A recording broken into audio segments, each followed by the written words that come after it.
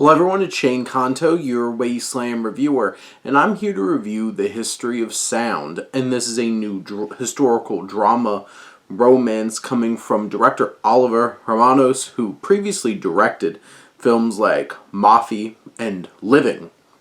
And this particular film stars Paul Mescal and Josh O'Connor as two young men during World War I set out to record the lives, voices, and music of American countrymen. And this film is one of those types of films that looks at music and sees just how significant and powerful that it can be. And when this film is focusing on the music, like seeing Paul Mescal as Lionel singing for the first time, or capturing all of these people expressing themselves in their most natural and cultural ways, and just this exploration of how powerful sound and music can be, I think this film is at its peak. And then it also has this romance that it's exploring between Lionel, Mescal's character, and David, Josh O'Connor's character. And, you know, these are two men in the early 20th century. This isn't something that they could just be out and about with. And there's plenty of layers to their dynamic, and there's passionate and loving moments between them. And then there's a distance, and there's a loneliness. And this film explores those things. Now, I feel like the musical elements of this are what really sell it, and I think Hermanos, through his direction, there's a tenderness and times a somberness about how he approaches presenting this film. But in those musical moments, there's something very intimate. Alexander Dinan's cinematography is gorgeous and intimate and up close, and we feel when Mescal starts singing for the first time, we feel that impact. The music is where it's at, and where the heart and soul of this film is. And there's even an epilogue, as we see an older Lionel, played by Chris Cooper, that really ties that all together.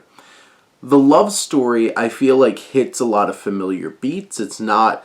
I do think that David and Lionel are interesting characters, and Mescal and O'Connor give strong performances. They have good chemistry together, but there is a distance, and I feel like Hermanos keeps a distance. There's a bit of fire missing to us really feeling this, but you have this key pivotal moment of them spending this set time together.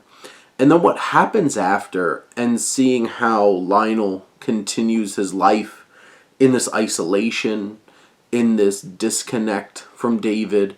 And there's some interesting twists and turns in terms of the story that make it more compelling as the film goes on. I do feel like the film feels a little too episodic to really feel like it's propelling forward in a fully realized and consistent way. I do feel like the first half of the film is a little less engaging, but as we get into the second half and Lionel's life becomes more complex and you see these layers reveal themselves, and when this connection that they have leans more into the music, what brings them together, I think this film really soars and really delivers. This film has so much potential. There is some pacing issues. There's some focus issues. And I don't think that the narrative is refined as it could be. Ben Shattuck, who wrote this screenplay, does bring a lot to the table, and some compelling thoughts and ideas that sit with you and resonate with you throughout the film.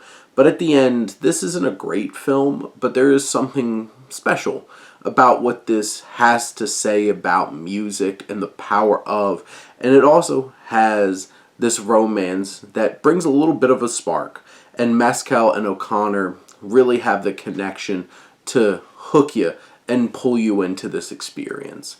But those are my thoughts on the history of sound. Let me know what you think, and let's talk some movies.